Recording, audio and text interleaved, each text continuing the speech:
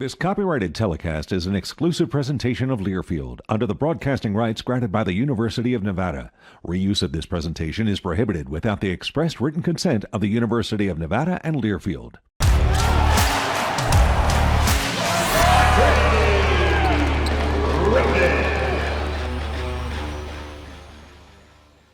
Welcome into our Champion Chevrolet Nevada Sportsnet studios for Wolfpack All Access this week. I'm your host, Shannon Kelly. The Nevada men's basketball team is back on the road this weekend in the Central Valley against Fresno State and looking for its first Mountain West win of the season after a heartbreaking loss to New Mexico in overtime at the Pit. Here's some of the highlights between the Pack and the Bulldogs.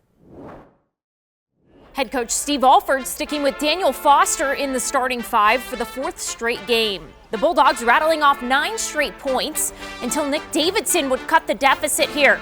Just barely gets the friendly roll to snap an early scoring drought. It's 9-4 Fresno State. The Dogs would control the pace, leading by as many as 12, following this uncontested 3 from Jasir Tremble. It's 18-6 Fresno State with under 11 to play in the first half. Kobe Sanders would steal this one away as Trey Coleman checks out his options. Justin McBride coming in off the bench. A tough finish from McBride caps off a 7-0 Pack run. It's 18-13 Dogs. Less than 3 to play in the first half. Davidson would snag the rebound here. He'd find Sanders. Nothing but net from Sanders on the money as we're all tied up at 26. The Bulldogs would lead 31-30 at halftime.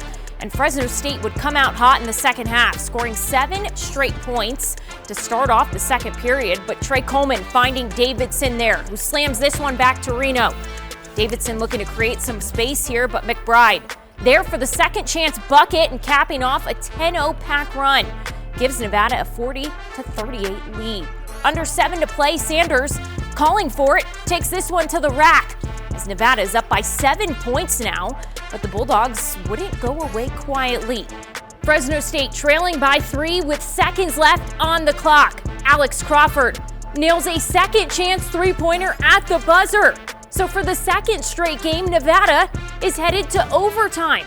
But the Pack outscoring the Dogs 13-2 in the final 5 minutes to secure its first Mountain West victory of the season, 77-66.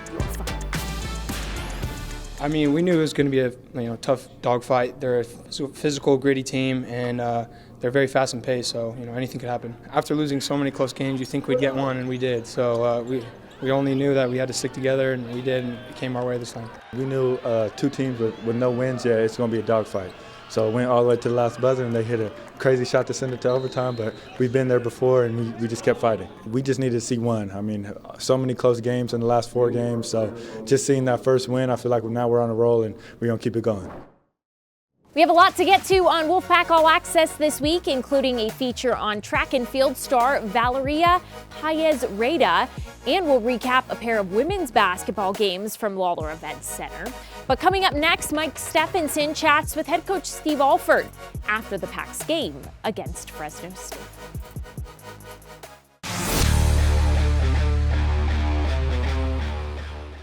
He's got 6 rebounds now. Give it to Kobe on the break for the Pack. Kobe down the lane, all the way. Kobe and 1 at 8:08. Welcome back to Wolfpack All Access, presented by Champion Chevrolet. After dropping the first 4 games of Mountain West play by a combined 11 points, Nevada finds itself in the win column for the first time during league play this season. Mike Stephenson caught up with head coach Steve Alford after the game against the Bulldogs. All right, Coach, never a dull moment in recent times with you guys, but sure enough, you get a victory here in Fresno. What'd that feel like? It's just been a long stretch of one-possession games, and I feel like our guys have been battling, and praise Jesus. I was in Bible study this morning and just going through some things and praying for these guys, and they've been so good. They have worked so hard, and it doesn't mean we haven't played poorly at times. We've played poorly at times. We played poorly at points in this game, but they have battled and battled. They've been practicing hard, and we've just been snake bit. And we talk about it all the time. You're either going into a storm, in a storm, or leaving it. And we knew we got in that storm with these one-possession losses, and it looked like we were going to get out of it. And then started raining again. The shot that they made next to their bench was incredible. And coming off the last time that we played against New Mexico with that shot that went in, you just start thinking about things. And I think that's where we've grown. Doesn't mean that, I'm not saying we're going to take off now or any of those things, but we're in a much better place, and I think we've grown. Our bench has gotten better. Our older guys have taken more responsibility, and they showed up big in the tight moments today. And that because they could have just thought like what we did as coaches, like, what else can happen in a one-possession game where we've played well enough to win?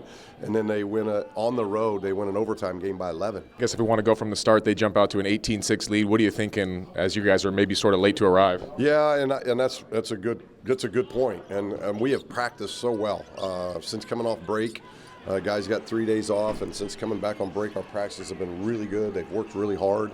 And so I was shocked with the start because I really thought that they were primed and ready to go. And but when you're in that storm, it's tough. It's tough to win again. And so the monkey's off their back right now, and hopefully we can gain some momentum and get in our home crowd and push through this thing and get on some kind of good run. Yeah, your thought when Alex Crawford hucks that thing up, and sure enough, we're playing more basketball. I looked at the staff. I'm like, what else? What else can anybody throw up that's going to go in that has hurt this team? But again, you got to grow from that. And then timeout, the looks on our guys' faces, they were ready to go, and that was obvious because maybe the best 5 minutes of the night for us was in the overtime. I was going to ask, you don't want to get to that point. You want to see that shot miss in regulation and you're celebrating a win early, but you get 5 minutes extra basketball and it may have been your best of the night. You outscore them 13-2. Is that a way to kind of propel you the rest of the way? Well, we hope so. But again, it's just growing. We're seeing some growth through all of this, and the guys are seeing how every possession matters. You see that with a loose ball we didn't get at UNM. Could have been a travel, but they pick it up and make it. And that's about as tough a building to play in. So we've been showing some progress slowly but surely, and hopefully after we watch film there'll be more growth. And it's a quick turnaround. We got to get home, and it's a very quick turnaround with an Air Force team on Tuesday. It's been a while since you walked into a celebratory locker room. What's that feeling like?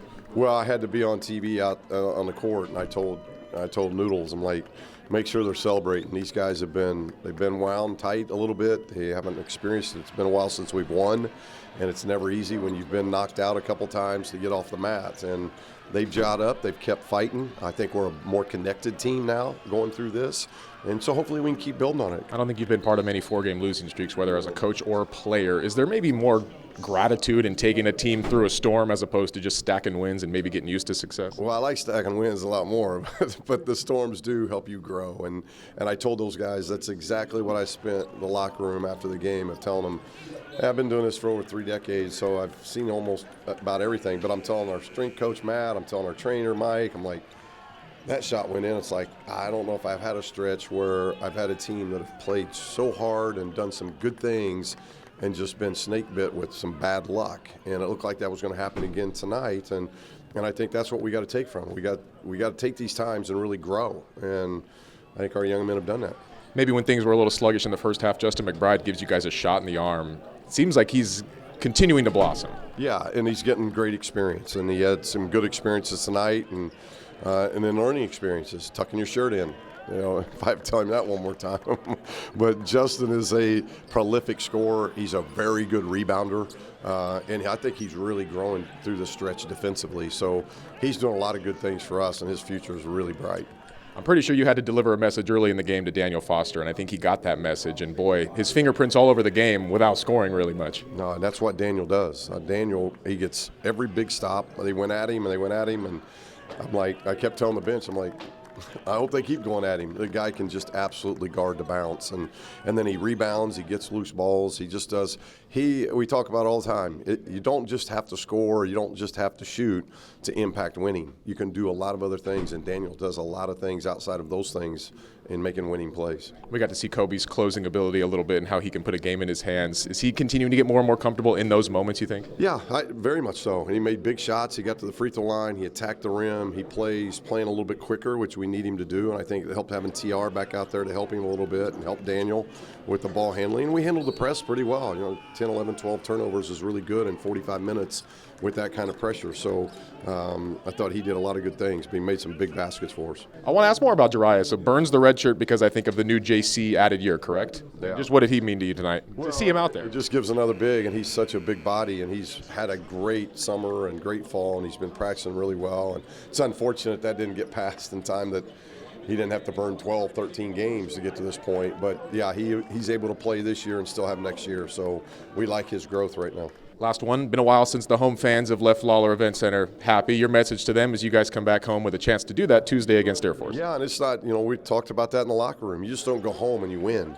You got to go home and you got to earn it. And so we've got to do that because we've lost 3 games at home, and it's not what this team envisioned in doing. And so we've got to, again, it's learning through all these, learning through the process, learning through the journey, enjoying the journey and fighting through it. And we keep talking to the guys about, hey, I know it's not easy to show joy and appreciation and gratitude when things are going south, but you have to. That's all you can do is you want to show appreciation that you still get to play a great game and you got your health to play a great game, and now let's get after it, and whatever happens, we got to get better through it. And don't go home and just win. We got to go home and we got to play well Tuesday night. See you back in the biggest little city, Coach. All right. Thank you. Appreciate it.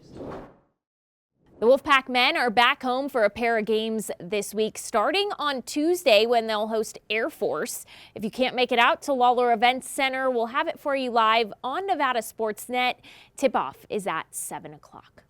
Coming up next, we take a look at how the ladies fared on the hardwood this week as Mountain West women's basketball is in full swing.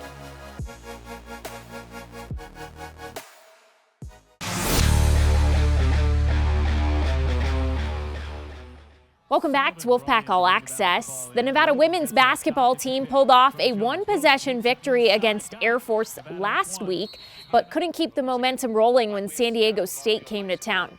The Pack started out strong against the Aztecs, but after shooting 4 of 13 from the floor in the second quarter, Nevada would trail for the remainder of the game as 18 Pack turnovers led to 23 Aztec points as Nevada fell 81-62. The Wolfpack would look to get back into the win column when Utah State came to town. Here's Alex Margulies with those highlights. Saturday afternoon hoops at Lawler Event Center.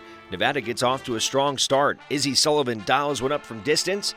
Pack out to a 7-2 advantage. Wolfpack easily able to handle the Utah State full court press. Audrey Roden with the and one. Nevada leads 30-19 here. Eventually takes a 45-37 lead at the break. Coming out of halftime, Nevada keeps it rolling. Sullivan again from the outside. Nevada opens it up to a 15-point advantage. But the Aggies would not go quietly. Salt Lake City native Mia Tarver on the baseline drive, and one, Aggies are in business. A few minutes later, Carly Lauda. It's a 10-0 run from Utah State, who would pull all the way back within 1 point. But during crunch time minutes, a huge triple from Tori Davis, who extinguishes the fire. She had 14 points in this one. And then it was Roden, who was on the bench in foul trouble for most of the second half, comes up with a clutch baseline drive. Bucket plus the foul. Nevada would put it away. 78-69, the final score.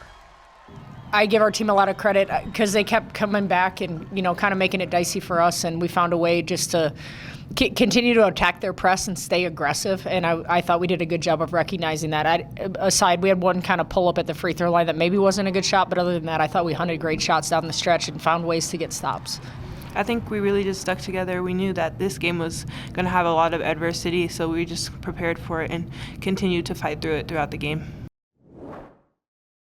The Pack ladies now hit the road for a pair of games at Wyoming and Boise State. Here's Chris Murray with This Week in Wolfpack History, presented by Bradley Drendel and Janae, looking back at one of the greatest moments of silver and blue football. The best season in Nevada football history ended in the Golden City. On January 9th, 2011, the Wolfpack capped the 2010 campaign with a 20-13 win over Boston College in the Kraft Fight Hunger Bowl. A pro-Nevada crowd of more than 41,000 fans crammed into the home of Major League Baseball's San Francisco Giants to watch the Wolfpack put the cherry on top of its 13-1 season. Rashard Matthews was named the Bowl's MVP after totaling 161 all-purpose yards and scoring both of Nevada's touchdowns, while Khalid Wooten had a game-sealing interception with 2 minutes, 7 seconds remaining. After Nevada finished 11th in the final AP Top 25 poll that season, head coach Chris Ault dubbed the 2010 Wolfpack the Dream Team.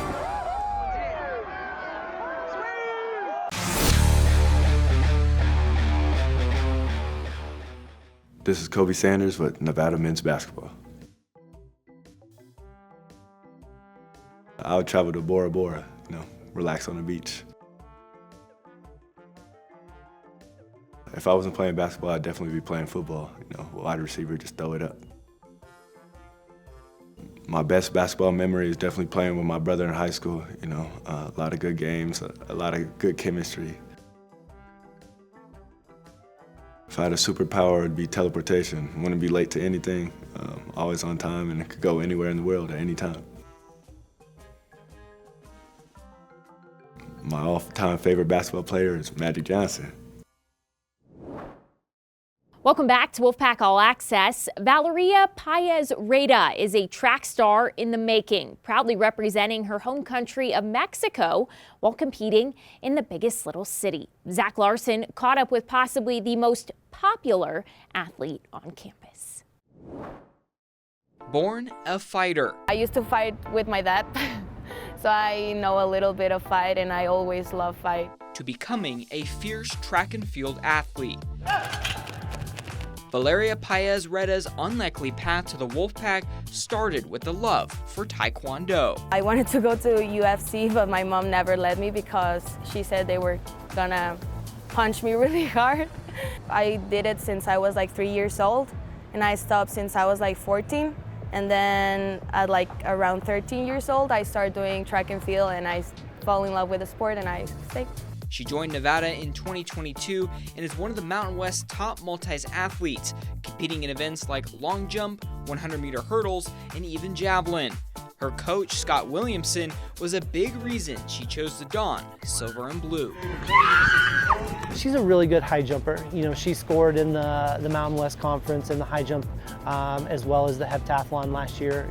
So being able to, as a sophomore, score into individual events is pretty impressive, and she was able to score in the high jumps. In the same year she joined the pack, she represented her country on the biggest stage, winning several U20 national championship medals in Mexico. Paez's Mexican heritage is important to her. So too is the family that helped her get to Reno. They really pushes me, and of course at the beginning when I came here, it was really hard, especially for my mom, because I'm really close to my family and I'm only child. So it was really hard, also for me at the beginning.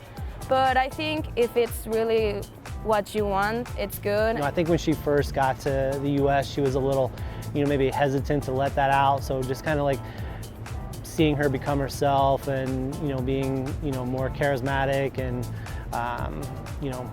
her natural self has been a lot of fun, and we've really enjoyed having her here. Paez's personality shines through on social media. Hola, acompáñenme a entrenar un día conmigo. She's one of the Wolfpack's most popular athletes, with almost 60,000 followers on Instagram and another 280,000 followers on TikTok, where she's racked up more than 3 million likes. In Mexico, it's like really big, and I never thought about it until I become national champion and I start having a lot of followers, and that is where they came from. But also I used to work in Mexico and modeling, so I think they also come from that part.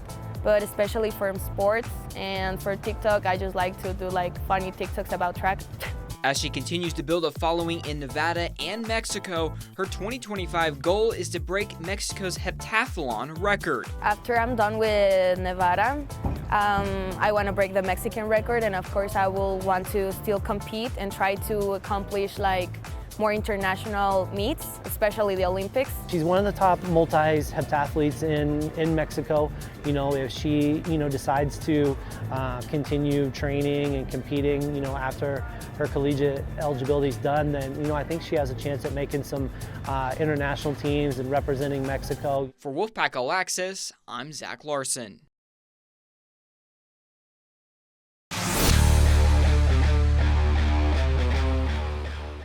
Welcome back to Wolfpack All Access. The Nevada men's basketball team returns home for not just one, but 2 games next week. First up is against Air Force on Tuesday. It's Salute to Service night as the Pack will honor our Northern Nevada heroes.